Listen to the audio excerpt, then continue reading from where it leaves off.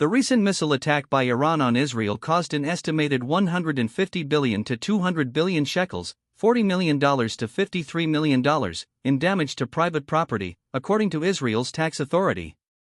This makes it the most expensive attack since the beginning of the war a year ago. Some 2,500 claims were submitted in the 2 weeks following the October 1 attack, more than half for damage to apartments and several businesses near North Tel Aviv.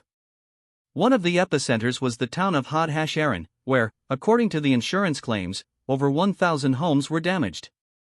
Another was a commercial and living complex near North Tel Aviv's coast, where dozens of apartments and a restaurant were hit. The rest of the damage was concentrated in other parts of central Israel, south of Tel Aviv, including an empty school. It's not clear how much damage was caused by direct hits and how much from falling debris as missiles were intercepted. Damage to the Israeli Air Force bases of Tel Naf and Nevatim isn't included in the calculations. People stand around apparent remains of a ballistic missile lying in the desert, following an attack by Iran on Israel, near the southern city of Arad, Israel, October 2, 2024. The Israeli tax authority said it has paid out 1.5 billion shekels in compensation for damaged properties since October 7, 2023. It estimates that payouts of some 1 billion shekels more are pending, including for damages not yet claimed, mainly in Israel's north.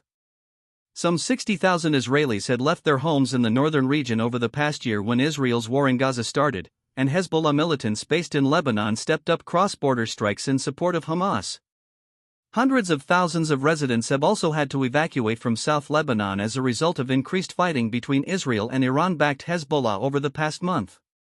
Iran launched the October 1 ballistic missile attack in what it said was retaliation for the killing of Hezbollah leader Hassan Nasrallah by Israel in Beirut and the assassination of Hamas leader Ismail Haniyeh in Tehran. Hezbollah and Hamas are both labeled as terrorist organizations by the US and the European Union. The October 1 strikes were Iran's second direct attack on Israel, following an initial hit in April that involved 300 drones and 100 ballistic missiles. Stay updated with the latest news. Subscribe to the Jerusalem Post newsletter. Subscribe now. At that time, only 4 or 5 missiles penetrated Israel's air defense shield.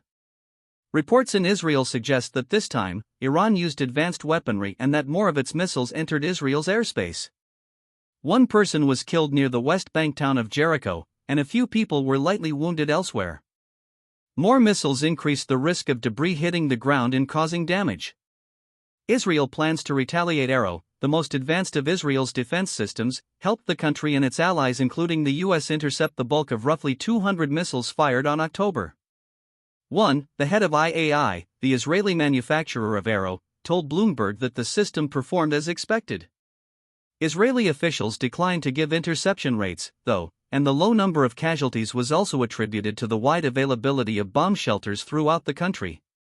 Israel vowed to retaliate against Iran for the missile barrage and has been discussing its options with the US.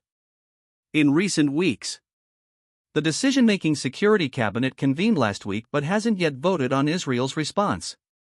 Israeli Defense Minister Yoav Gallant's planned visit to Washington last week to meet with his US counterpart was postponed at Prime Minister Benjamin Netanyahu's order.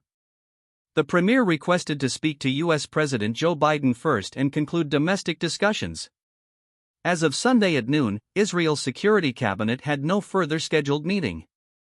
Biden has made clear that he wants Israel to refrain from attacking Iran's oil and nuclear facilities, which, if agreed to by Israel, would leave it with a choice of military targets or ones otherwise associated with the Iranian regime.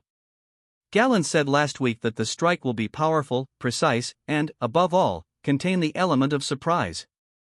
They will not understand what happened and how it happened, he said.